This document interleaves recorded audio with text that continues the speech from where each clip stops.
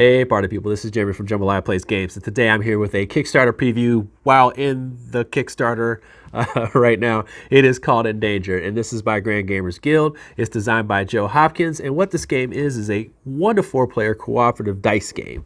You are going to be doing some dice placement, and what you're trying to do as conservationists is to sway and give enough influence to these ambassadors across the world, and they are trying to save tigers. You're trying to get them to understand what's going on with tigers. Meanwhile, the tigers are up against deforestation, poaching, all these different types of things. But players are taking your dice and placing them on actions and playing different cards to kind of flex their different types of powers to help these tigers. All the while, things are happening that are terrible to the tigers during the game.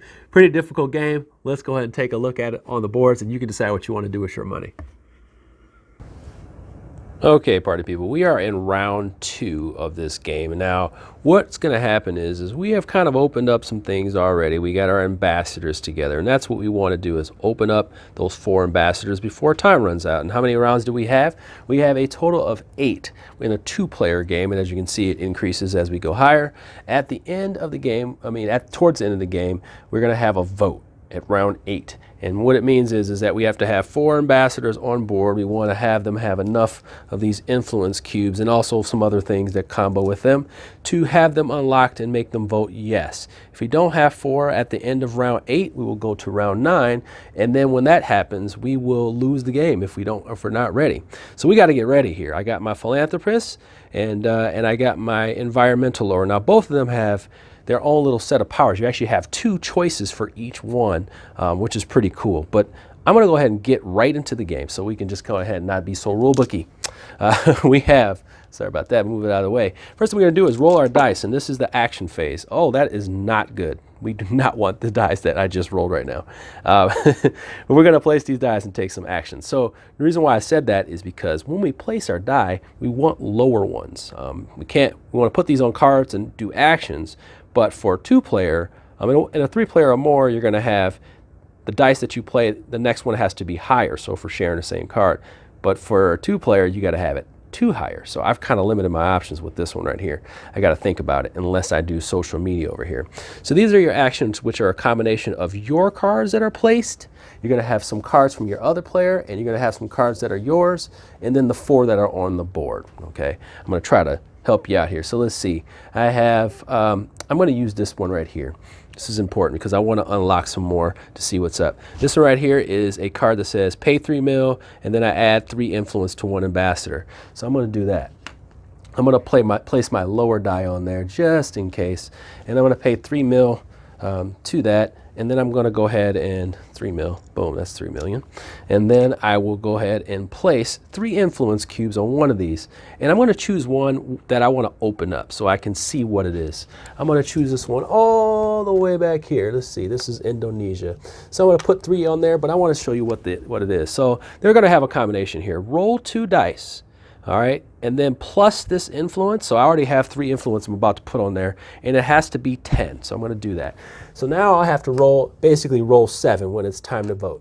Okay, got to hit that number. Okay, so I got to pay attention to that. And then I'm also going to place, I'm going to play a card. And some of these I have like 3 actions on it. I'm going to play this card from my area here. This is gain 2 million. I'm going to put it in there. That doesn't mean I get to use it. It just means I get to play it. And like I said, we can share these between the 2 players. So it's always going to be out there. And then for my 3rd one, I'm going to go ahead and I'm going to move the tigers together because we want to make sure these tigers are together because when they are as a pair, they mate. All right, so I'm going to move this one up here, and as you can see, the 6x6 grid, you got to have a lot of tigers together. So I placed all my die, and now we're going to move to the Offspring Phase. The Offspring Phase, you are going to roll a die according to how many characters I have, how many tigers I have paired here, and I'm going to move you in a little bit closer. I'm sorry about that. I'm going to move you in a lot closer, and as you can see, I have these 1, 2, 3 sets of tigers together. And I want to roll them, and I'm going to get +1, okay? So I want to roll 4 or less, so one of them will mate. I'm going to choose that one right there in the corner. I need them to mate. Here we go. I do not get a 4 or less. That stinks.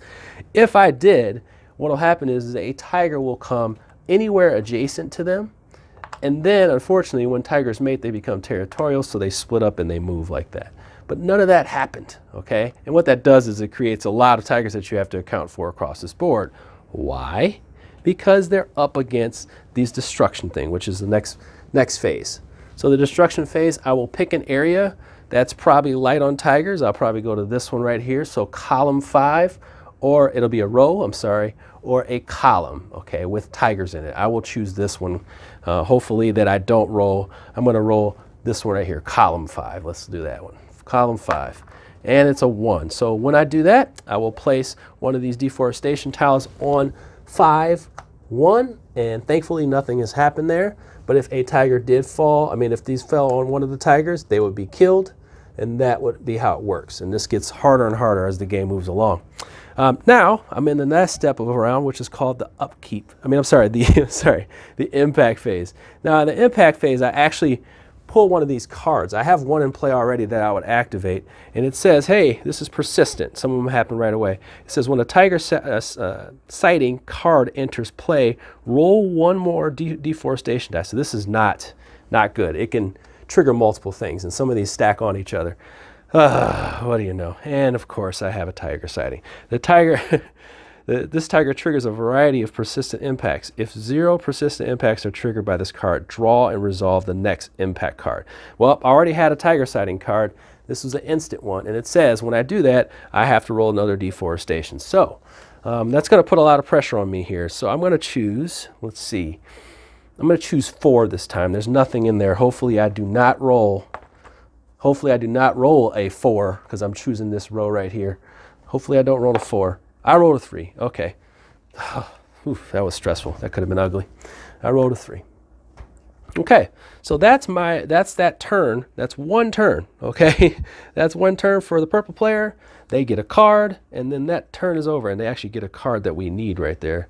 That's another one of those cards. We need that one, similar to the other one there. So canvassing. All right, now we go to the brown player. I'm just going to kind of speed this up now that you know exactly what's going on. And we move this over. Roll the die. Okay, so, ooh, yes, that's pretty good right now, but we need to make sure we can do other actions. Now, they have no money, which is not good. But what I want to pay attention to with this one here is that I can use this power of hers, which says, hey, once per turn, here, I'm sorry, once per turn, on my turn, I may move 1 destruction tile to an empty space up to 2 spaces away. So I can move one around, and that's a choice I probably want to make. So I'm going to say, hey, why don't I just move one of these right here? I'm going to move that one, boom, just so I can move it away. All right, that's my first choice of the game. I'm going to go ahead and, first choice of the round. So I'm back into my action phase. I'm going to go ahead and draw a card. I want to see another card.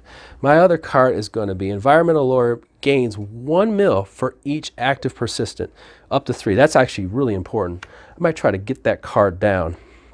The problem is I can't play a card because there's a 4 on there already.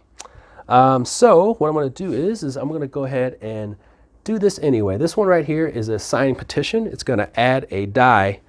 It's going to add 1 influence to 1 ambassador. I'm going to go ahead and do that. How about that? That seems cool. I'm going to go ahead and place my die on there. Sorry. Place the die on there. And then I'm going to go ahead and place it on another one of these. I want to unveil another one for you so you can see how this works. I'm going to unveil this one right here. How about that one? We'll do this one right here. Mexico. Mexico looks a little bit more difficult though because I have to add up player money. So I got to have good amount of money plus my influence. So if I add this here plus my influence, so that I have 11 money plus 1 more, 11 money plus the 1 influence to equal 12. And that will be something I have to pay attention to and prepare for during the game. We'll go ahead and put that out there as well. All right, and then finally, I'm going to go ahead and move another animal 1 space. I can't do that one, huh? You know what? I'm going to gain 2 million. Okay, so I'm going to get some money because now I got to start working on that. So I'm going to go ahead and gain 2 money. And that is my turn as far as that goes. Now I'm back into the offspring phase. I'm going to have 1, 2, 3 together. So now I have 4. I got to roll 4. Hopefully we roll 4 or less. Come on, guys. Come on, guys. Come on, guys. Come on. No! Okay, so we didn't get it again. It's unfortunate. You're not seeing these happen. All right, so I did not That did not spread. All right, now we have to worry about deforestation again. I'm going to go ahead and go for luck on my side here with that 5. I'm going to go with the 5 row. And I rolled a 1. Yes! The things are very lucky. You guys are making me feel very lucky today. This is great. All right? So now, here we go. I got to pay attention to the persistent effects first, because this is actually something that if there was a tiger sighting card pulled, I would have to roll another deforestation. Thankfully, it isn't, but it's also something that's bad.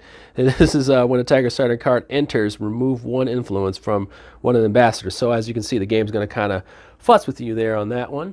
That's something we got to pay attention to. So that would be the end of that phase. And then the final part, we want to do the upkeep phase. Boom, we take a card, we get 1 card, we get to draw it. This is well, this is a cutesy one here. Discard a card from your hand and then move animals up to 2 spaces each. There's no hand limit, so you definitely want to have a choice of cards in your hand. When you're done, and I didn't do this for the purple player, I just didn't realize this right now, I forgot to do this. You're supposed to put your little tokens on there so we know that everybody went, and then we move this forward and we bring everybody's dice back and put everything where it belongs so that everybody gets done. Boom. And then we are done for the round. But I want to show you a couple other little things here just to show you the different types of cards.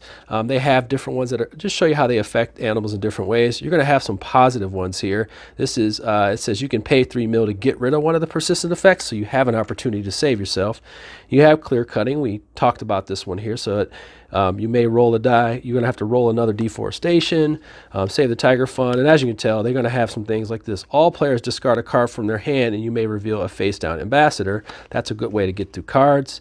And then we just have a whole bunch of different things that can be done here to your wonderful tiger. So you got a lot to choose and a lot of interaction between players. You also have, sorry about that, you just also have different set of cards. Some of these are going to be samey, some are going to have specific things that are for your character, but other players can put their little die on them and activate them. So there you go. Hopefully I gave you a good overview here and you can make an informed decision on whether you want to back it. Let's get to my final thoughts. All right, party people, final thoughts here on Endangered. Now, this game presents a lot of different things that I like in a solo/cooperative game. Now, I've played it cooperatively, but I've also played it solo, two-handed, and it's interesting choices. That's what it comes down to with co-op games. Do you have, do you feel pressure? Is it not easy? How often am I going to win this? And I didn't win very much, but I enjoyed the decisions I made along the way, and that's why this game I think is a really solid choice as far as cooperative games go. You're going to have to decide what you're doing with these high dice that you roll the first time you roll one of your characters.